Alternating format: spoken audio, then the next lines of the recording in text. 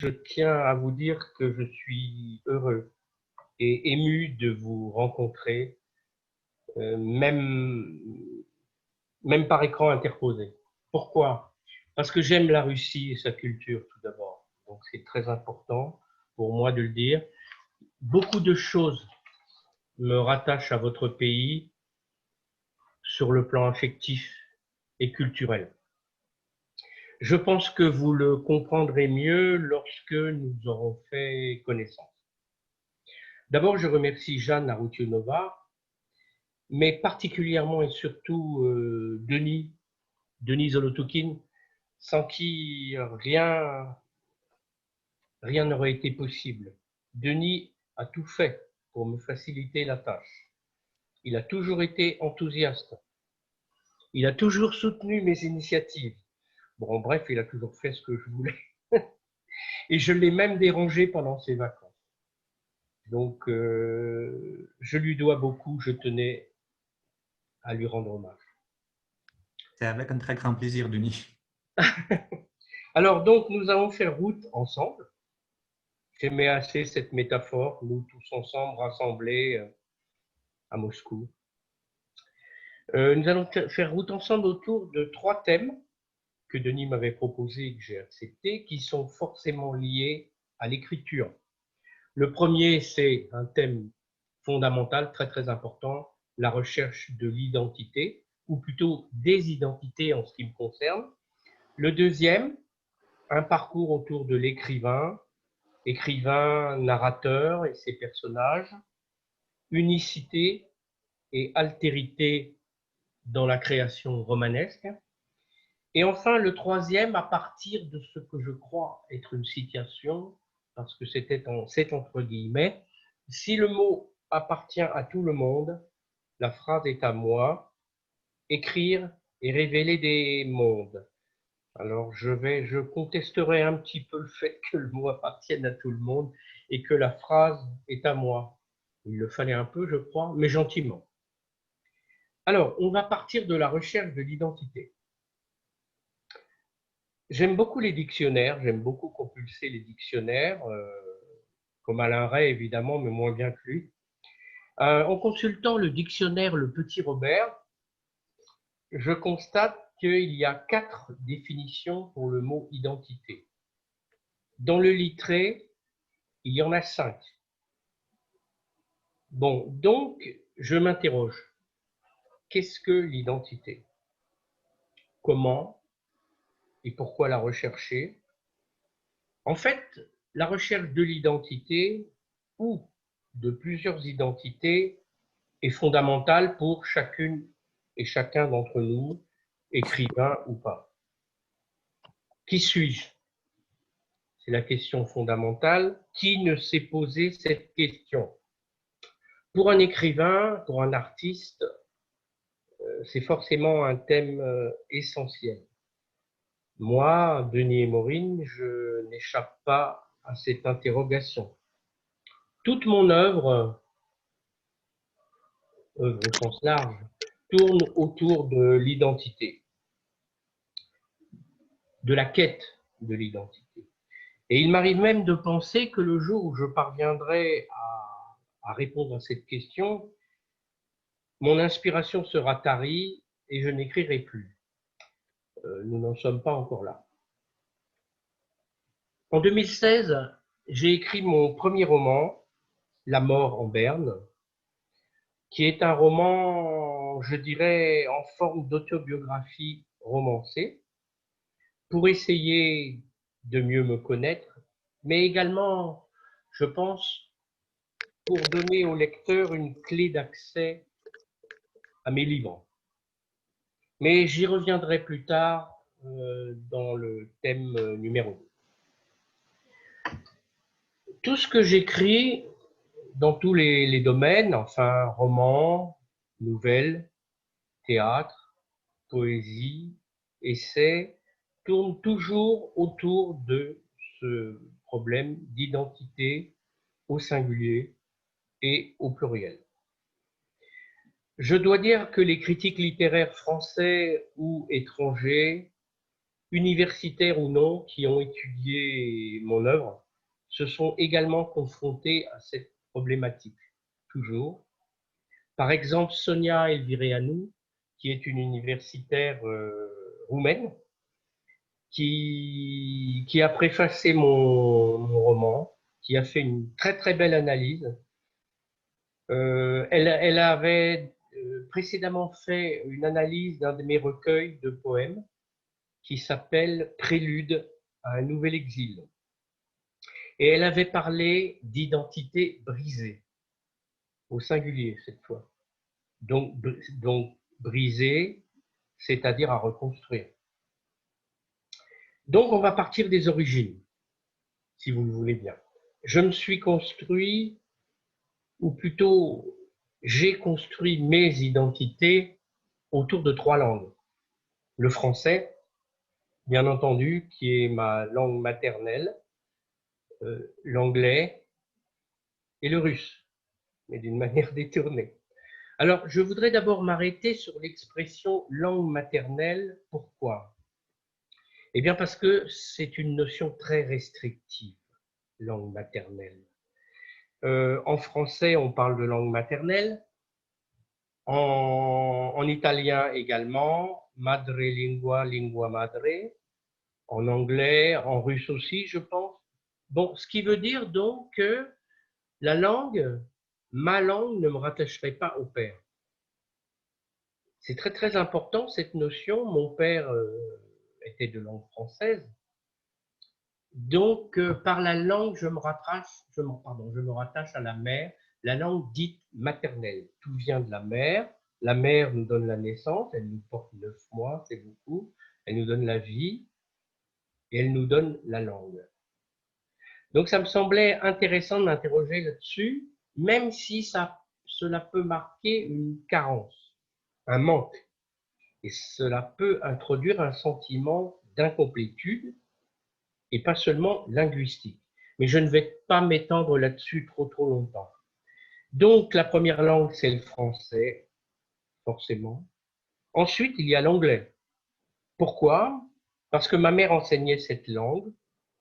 Donc, je ne suis pas bilingue, mais j'ai parlé anglais dès ma tendre, je peux dire, dès ma tendre enfance.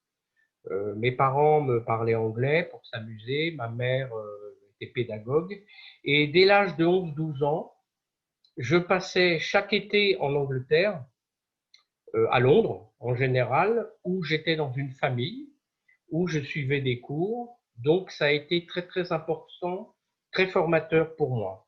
Donc je pourrais dire que si le français est ma langue maternelle et paternelle, l'anglais est n'est pas my mother tongue, mais my mother's tongue, c'est-à-dire l'anglais est la langue de ma mère. Et ça, c'est très très important. J'ai toujours eu aussi un rapport affectif à l'anglais. Bon, il faut quand même tout de même que je parle de mon père, le pauvre. Alors, après le français et l'anglais, il y a eu le russe, mais qui intervient d'une curieuse façon. Mon père était d'une lointaine, très lointaine origine russe. Il ne le parlait pas, donc il ne me l'a pas transmis, mais il était fier de cette origine. Et moi, je tiens à le dire, je suis également fier de cette origine, de cet atavisme. Alors, j'ai essayé de m'expliquer sur ces identités à la fin d'un recueil de poèmes qui a été publié en 2018, qui s'appelle Prélude à un nouvel exil. À la fin du recueil, il y a un texte qui s'intitule Langue russe, fantasme au pluriel, névrose et réalité au singulier. En y réfléchissant, je regrette parce que je pense qu'il doit y avoir une réalité, mais plusieurs névroses. C'est un peu tard. Je voudrais vous en lire un extrait. J'ai vu pleurer mon père pour la première fois en 1968 devant un reportage qui passait à la télévision française sur l'invasion de Prague par les troupes soviétiques. J'avais 12 ans. Je ne savais pas que les hommes pouvaient ainsi donner libre cours à leurs émotions. Et j'ai souffert pour mon père, sans bien comprendre la raison de sa douleur. Mes relations avec la langue de Pouchkine, que je ne parle pas malheureusement, même si j'émaille parfois mes poèmes de mots russes, sont forcément marqués par l'affectivité et la frustration. Je dirais que cette alliance entre le côté latin et l'atavisme slave nourrit mon inspiration depuis plus d'une trentaine d'années. Parfois, schizophrénie, il me semble que j'écris en français, voire en anglais, en situation d'exil linguistique. Et pourtant, il est très difficile de parler d'acculturation et encore moins de déculturation en ce qui me concerne. Pour autant, peut-on évoquer le russe comme métalangage symbolique? Donc l'extrait s'achève sur cette question et le mot métalangage qui me semble ouvrir beaucoup de perspectives. Et à cet égard, je voudrais vous signaler le livre d'un essayiste bulgare qui écrivait en français, Tzvetan Todorov, qui a écrit un très bel essai là-dessus qui s'appelle L'homme dépaysé, dépaysé au sens propre, puisque bien qu'étant bulgare, il a choisi le français pour s'exprimer. Et il s'exprimait très bien d'ailleurs, évidemment. Donc, quelles sont les lignes directrices que je souhaitais aborder avec vous avant d'étudier directement mes textes dans les perspectives narrateur, personnage, unicité, altérité, sur le thème numéro 2.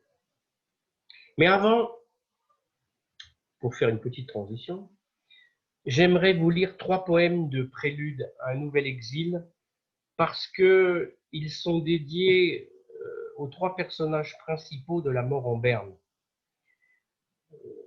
Ce qui pourrait permettre de s'interroger sur le rapprochement unicité, altérité. Généralement, on dédie un poème à un être vivant ou un être disparu, un être, je dirais, de chair, pas un héros ou une héroïne de papier. Et ici, ça n'est pas le cas. À Laetitia Valarcher.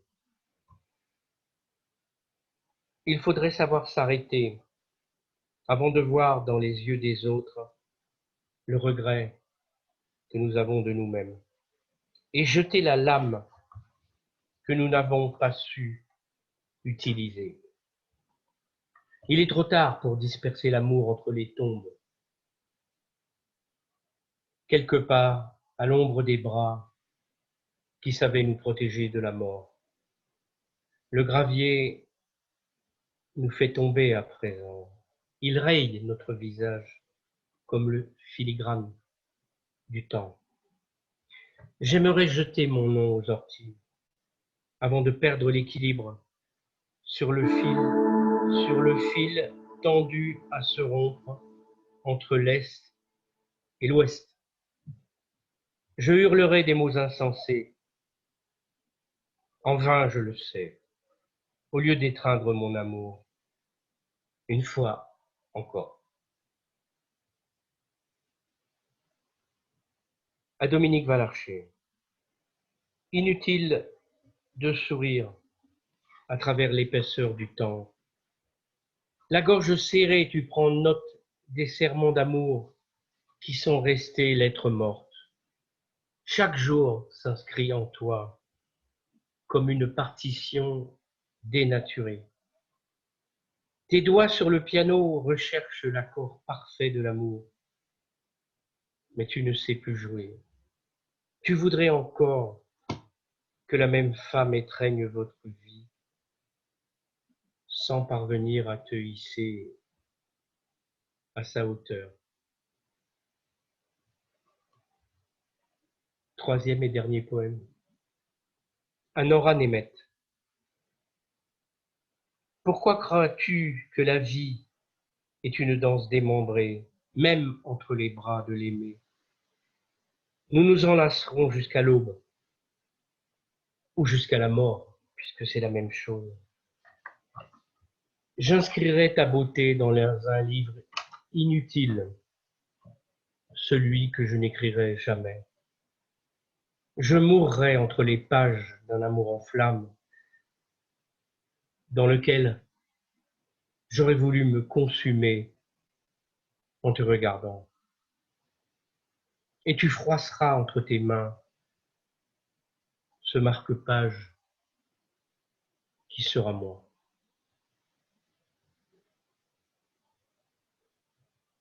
Donc la lecture de ces 3 poèmes, j'ai eu du mal à faire le choix, va nous conduire, va permettre de soigner ma transition pour aborder le thème numéro 2, donc unicité, altérité et ce que j'appellerais la trinité écrivain, narrateur, personnage. Alors en fait, je vous ai un petit peu menti, un tout petit peu, mais je reconnais ma faute. Laetitia Valarcher, Dominique Valarcher sont des personnages de fiction, vous ai-je dit, mais ce n'est pas tout à fait vrai. Pourquoi? Eh bien parce que Dominique est mon alter ego dans La mort en berne, et Laetitia, la femme de l'écrivain, est une projection de la mienne, Anne-Virginie. En revanche, Nora, elle, est un personnage qui appartient totalement au domaine de la fiction romanesque, même si il est inspiré par l'actrice soviétique Tatiana Samoïlova. Maintenant, je voudrais tout de même évoquer la préface de Sonia, mon amie Sonia Elvireanu, qui est professeure de français à Alba Iulia, en Roumanie. Alors, elle nous parle d'autofiction romanesque. Voici ce qu'elle dit. Le motif identitaire obsessif des poèmes et pièces de théâtre de Denis et Maureen est repris dans le roman autobiographique La mort en berne. Une autofiction, même si le roman est écrit à la 3e personne, ayant un narrateur extra-diégétique et un personnage alter ego de l'écrivain, Dominique Valarcher. L'auteur et son œuvre se trouvent au centre d'un roman, qui est en même temps autobiographique et métalittéraire. Le personnage est projeté dans son univers intime, de la création dont il parle, tout en dévoilant ses obsessions, le noyau de son œuvre. Dominique Valarcher est l'homme d'un seul amour pour Laetitia, la femme à laquelle il appartient, sans laquelle il ne pourrait imaginer sa vie. Par le roman, le lecteur comprend mieux certains aspects de l'œuvre de Denis et Maureen, la quête identitaire, la prédilection pour les personnages féminins intelligents et sensibles, un certain type de femme, beauté physique et de caractère, compréhensive et protectrice. L'obsession de la mort face à laquelle l'amour même s'avère impuissant. Cependant, l'écriture comme thérapie ne réussit pas à guérir la blessure subie par l'enfant qui découvre à 12 ans un secret de famille. L'amour de sa mère pour son premier mari, un juif d'origine polonaise, mort très jeune dans le camp de concentration d'Auschwitz pendant la guerre. L'écriture n'est qu'un subterfuge pour calmer ses démons par l'anamnèse, car la solitude et l'obsession de la mort ne cessent de hanter l'écrivain. Le narrateur, alias l'auteur, dévoile sa nature tourmentée due au côté oriental de son identité, compatible avec l'enfant tragique russe, le Nitchevo, défini par, j'ouvre les guillemets, son attitude faite de fatalisme et de résignation qui serait caractéristique de l'âme russe. Fermons les guillemets. Cette analyse pour moi est très subtile et remarquable parce que je n'avais rien confié à Sonia de tout ça. Alors avec cette analyse, nous sommes au cœur de selon moi, de la thématique proposée. Donc je ne vais pas commenter ces lignes, faire la paraphrase de ces lignes, parce qu'elles sont particulièrement éclairantes et cela prendrait trop de temps. Et puis ce serait ennuyeux, je pense.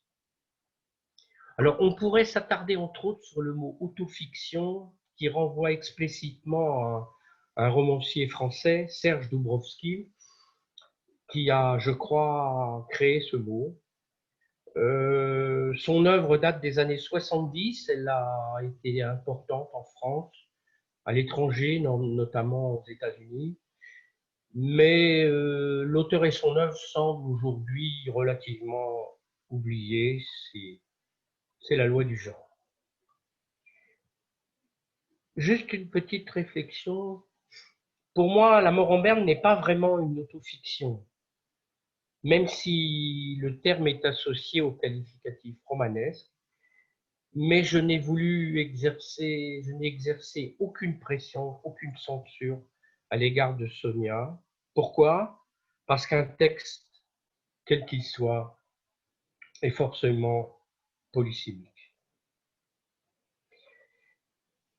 Alors à présent, loin des textes théoriques qui sont pourtant essentiels, je tiens à le préciser, le moment est peut-être venu de lire un extrait de La mort en Berne, donc mon roman, pour éclairer ces fameux thèmes de l'unicité et de l'altérité qui sont au cœur de mon écriture.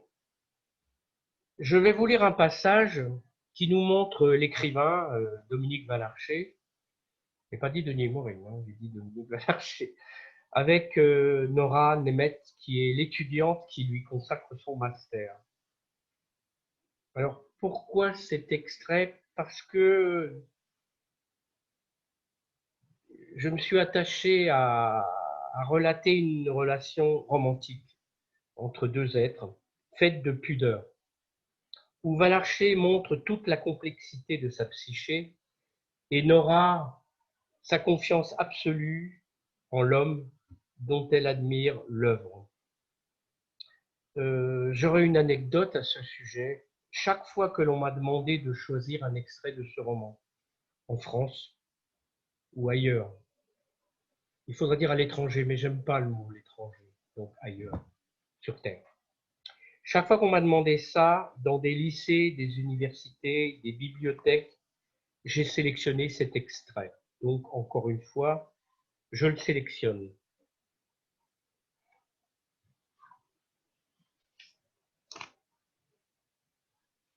Le dernier soir, Nora et Dominique se promenèrent longuement dans Pécs. Après avoir dîné en tête-à-tête dans un petit restaurant spécialisé dans la cuisine traditionnelle hongroise, niché près de la cathédrale. Ils mangèrent un délicieux porkult en parlant à bâton rompu de l'avenir de l'Europe et de celui de Nora. L'étudiante trouvait qu'il avait beaucoup de chance de vivre en France. Il en convint. Elle lui demanda si ses deux filles étaient heureuses à l'étranger. Dominique se rendit compte que la question le déconcertait, parce qu'il était incapable d'y répondre. La tristesse l'envahit un instant. Il se retint de prendre la main de la jeune fille pour la porter à ses lèvres. Le temps, particulièrement doux, était propice à la balade. Valarcher regarda la statue de Franz Liszt accrochée à son balcon, place Zéchénier.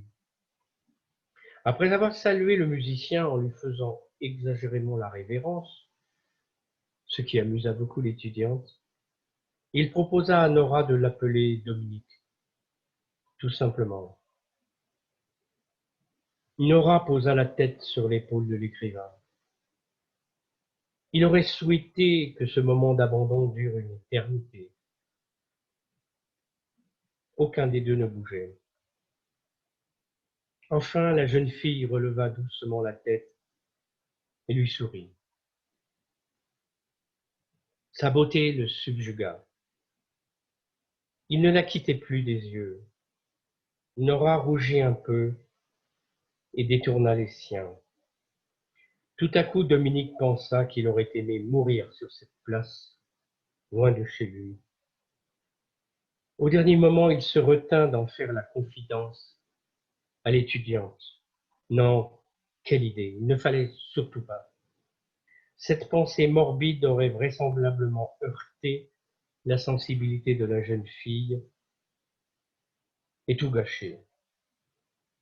Lorsque Dominique était enfant, son père lui avait confié un jour qu'il faudrait partir immédiatement après un grand bonheur, parce qu'on n'était jamais sûr de revivre un moment semblable.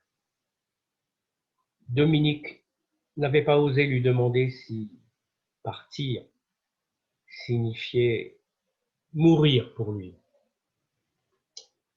Mais la tristesse qu'il avait lue dans les yeux de son père et qui se dissipa aussitôt ne laissait aucun doute à ce sujet. L'écrivain se remémora une autre phrase sibylline. Je suis en sursis depuis l'occupation allemande. Bien des années après, il avait compris la circonlocution paternelle. La révélation fut douloureuse. L'obsession de la mort de Dominique avait des causes profondes, et pas seulement celle-ci. Selon un critique littéraire russe francophone, Igor Zourin, l'atavisme slave imprégnait son œuvre. Ton côté russe me fait peur, lui avait un jour révélé Laetitia avec émotion, après avoir lu une de ses nouvelles particulièrement sombre. D'où vient cette obsession de la mort qui te nourrit et te détruit à la fois? Ton père ne me semblait pas si désespéré. Romantisme et déchirure, avait écrit l'étudiante. Le portrait était fidèle. Elle avait trouvé les mots justes. Lorsqu'elle demanda à Dominique de lui réciter un de ses poèmes, il s'excusa en prétextant qu'il n'en connaissait aucun par cœur. L'étudiante semblait déçue, mais elle garda le silence. Peut-être ne le croyait-elle pas. Il en fut peiné, c'était pourtant la vérité. Mais à quoi bon se justifier? Main dans la main, ils marchèrent encore quelque temps en silence dans la ville endormie. Ils décidèrent de se revoir rapidement, peut-être en France. Nora lui avait demandé s'il accepterait de lui confier un travail en cours, des manuscrits inédits peut-être. Dominique accepta avec joie. Ce soir-là, une jeune fille en fleurs faisait de lui un élu, juché sur le parvis des étoiles. Les chants amébés des nouveaux amis s'élevaient dans la nuit hongroise, en vibrant exclusivement à leur intention. Non, ne mourrait pas cette fois-ci. Pas encore. Lui aussi était en sursis, mais la dernière pièce du puzzle l'attendrait. Dominique ne s'avouait pas vaincu. Ce soir-là, la mort ne viendrait pas de l'Est, du moins pas encore.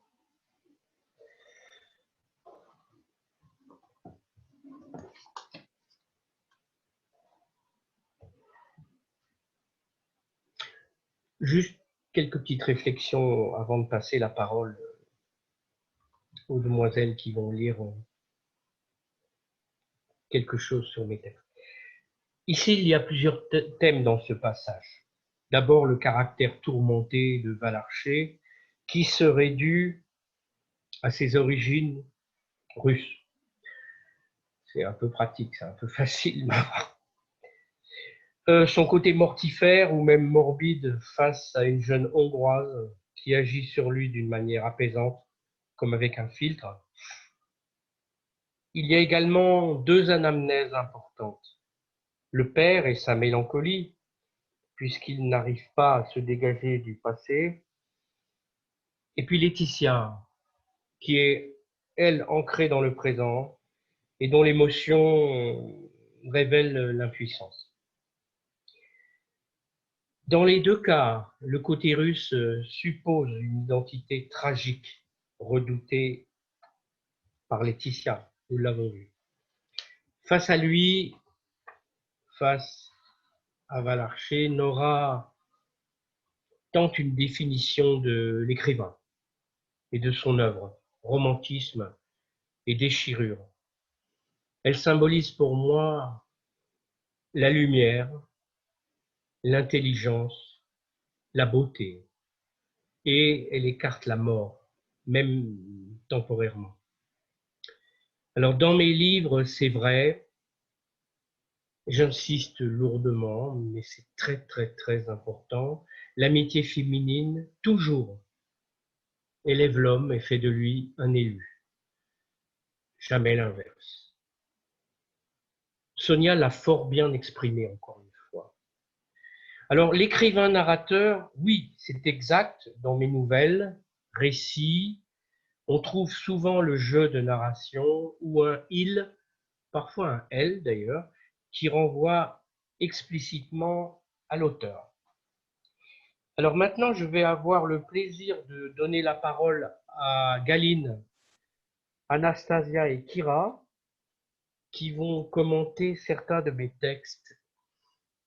Je leur en suis très très reconnaissant.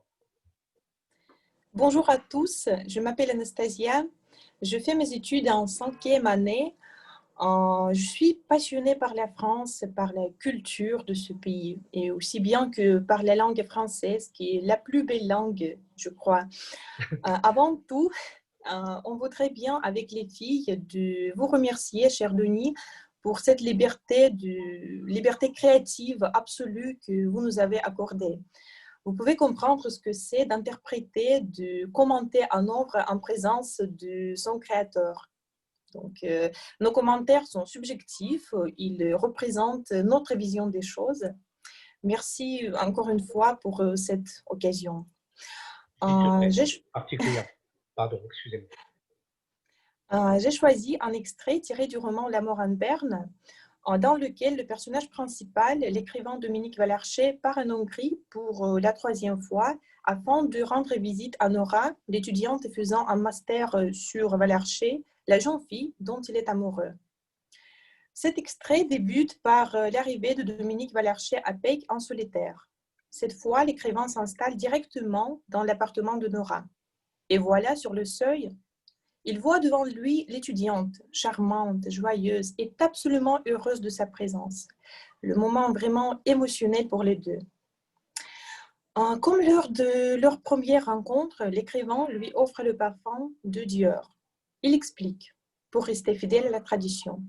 Cette réplique est prononcée d'une voix calme, dont l'idée que Diorella est devenue en quelque sorte un symbole implicite de l'amour plutôt que d'une simple amitié. De nouveau, Nora tutoie Dominique sans avoir demandé la permission, ce qui ajoute encore plus de l'intimité à cette situation. La description détaillée de l'apparence de Nora joue aussi un rôle important dans ce passage. En effet, sa belle robe longue et sa coiffure rendent la fille si jolie aux yeux de l'écrivain. L'image de Tatiana Samoilova est réapparue. L'actrice soviétique dans le film Quand passent les cigognes est l'un de ses souvenirs d'enfance les plus touchants et les plus forts.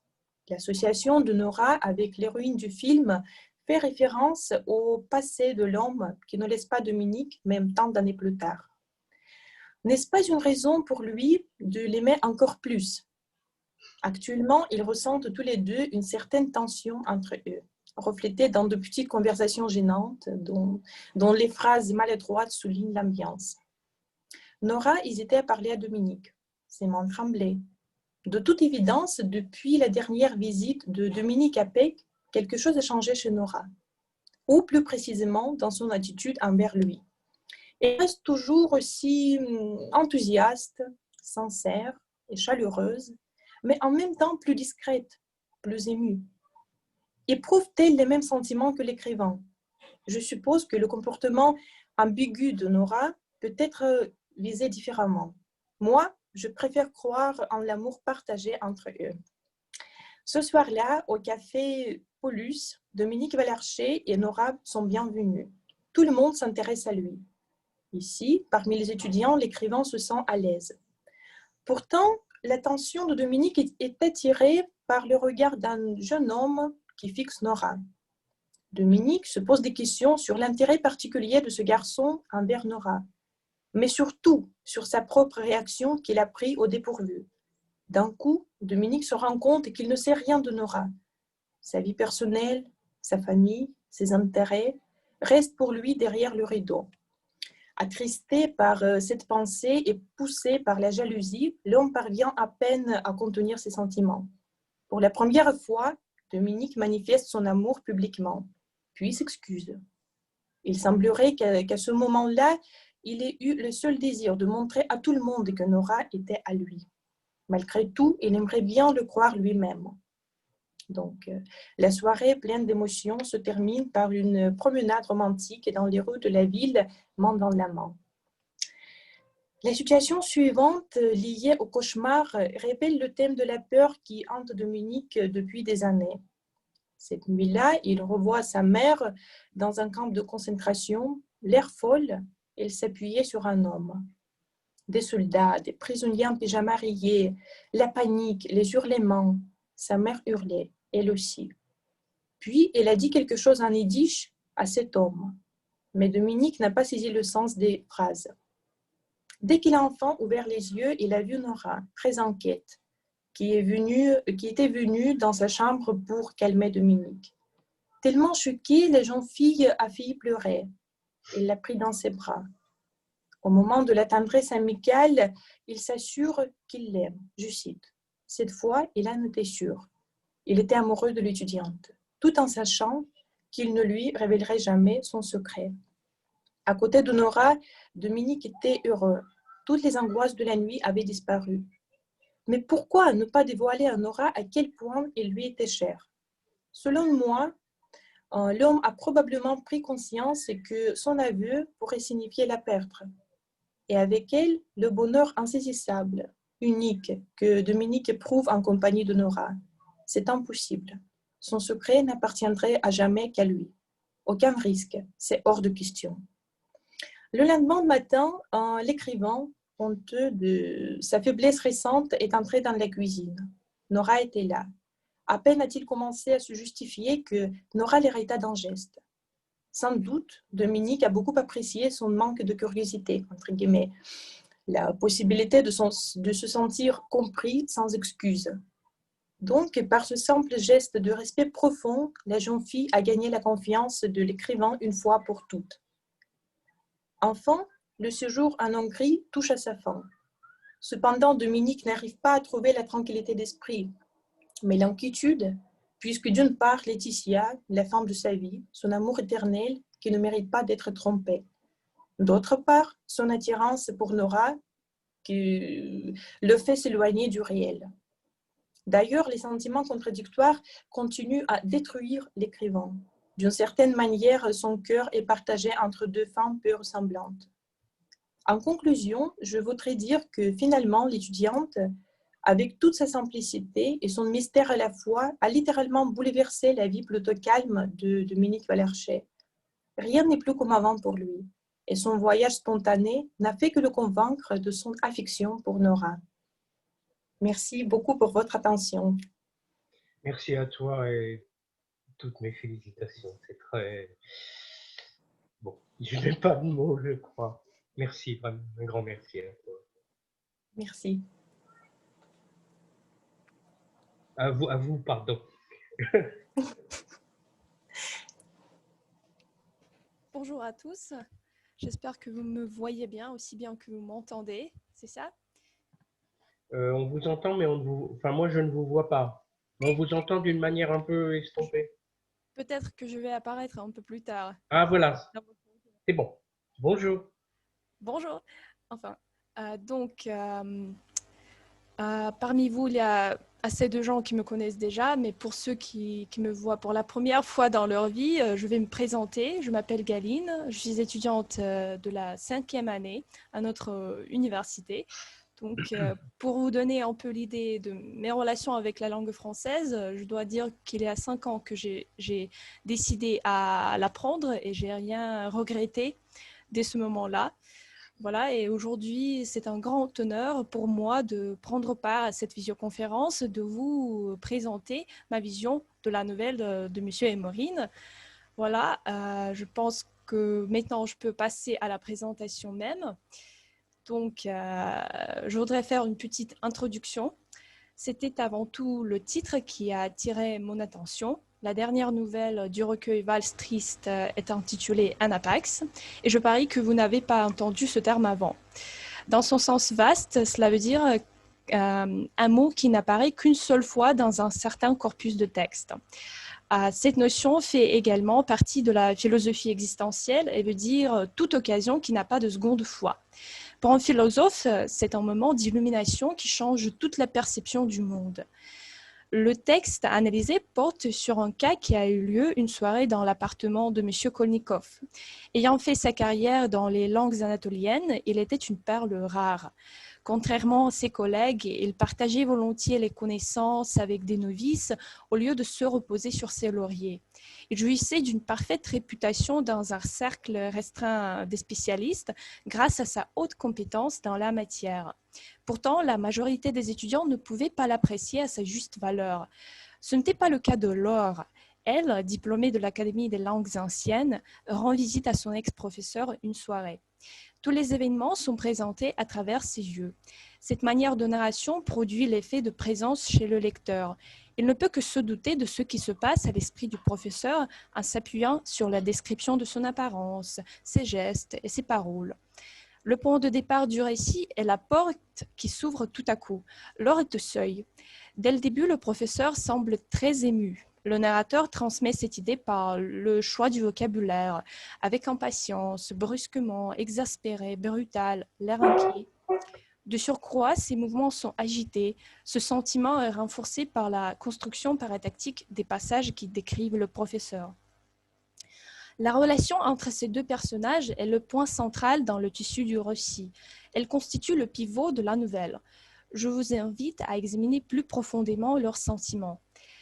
Au début de leur conversation, on découvre que la veille, Laure a reçu un message du professeur sur son répondeur. Son ton l'a préoccupée. Bien que Laure ait achevé son parcours dans l'académie, elle n'a pas ignoré son appel. Elle est venue pour voir s'il pouvait être utile. D'où je tire une conclusion que le destin du professeur ne lui est pas indifférent. Il suffit de voir comment elle le caractérise pour comprendre la nature de ses sentiments. En un mot, elle l'aime pour son esprit, sa générosité, son attitude envers les étudiants. Edmond, lui aussi, éprouve des sentiments pareils. C'est l'admiration et le respect par rapport à un être égal. Ce n'est pour rien qu'elle a nommé Laure sa meilleure étudiante.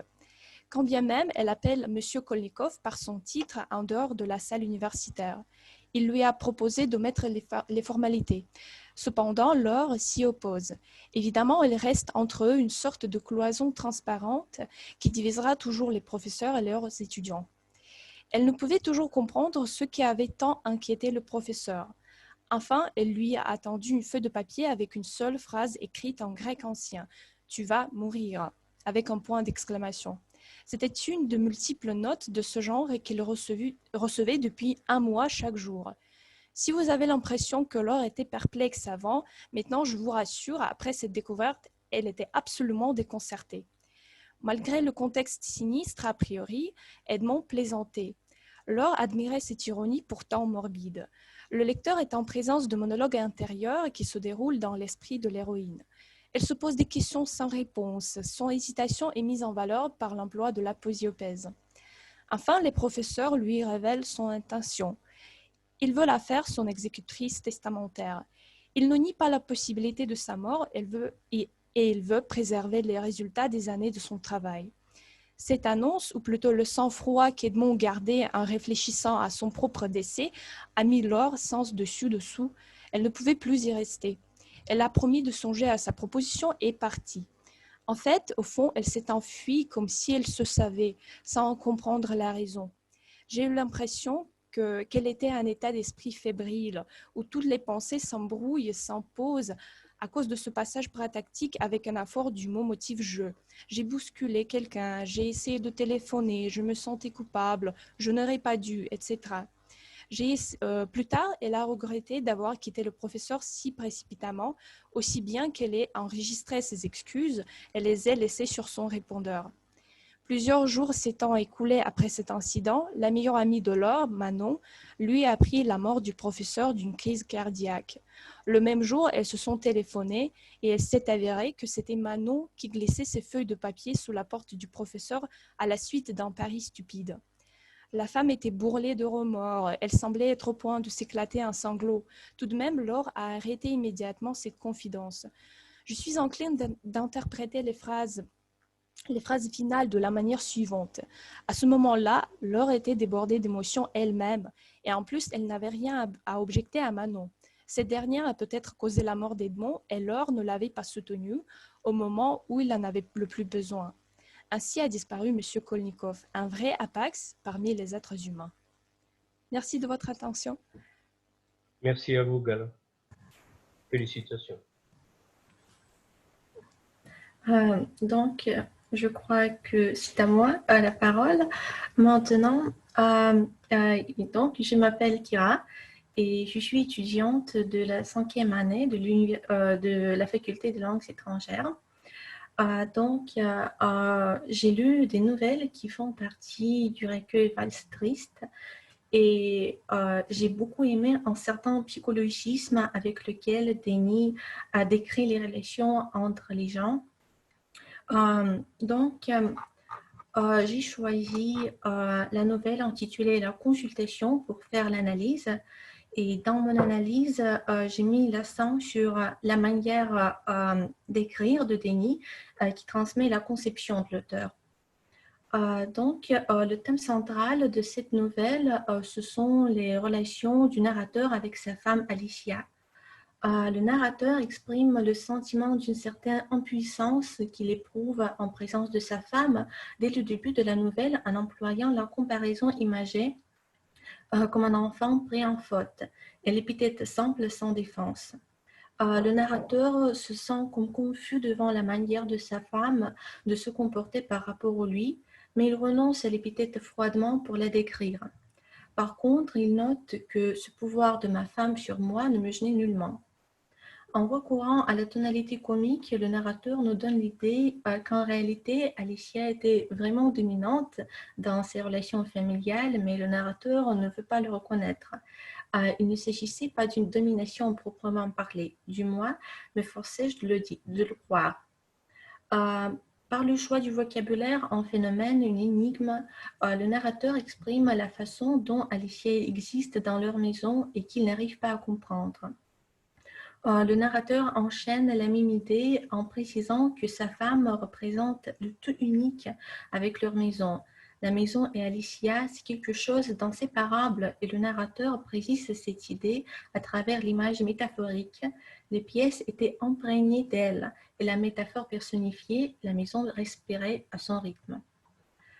Toute leur maison appartient à Alicia, sauf le bureau du narrateur, où il peut se sentir libre et indépendant de sa femme, où il a de l'inspiration pour créer ses romans. Mais ce jour-là, Alicia a pénétré même dans son bureau que le narrateur compare avec la forteresse.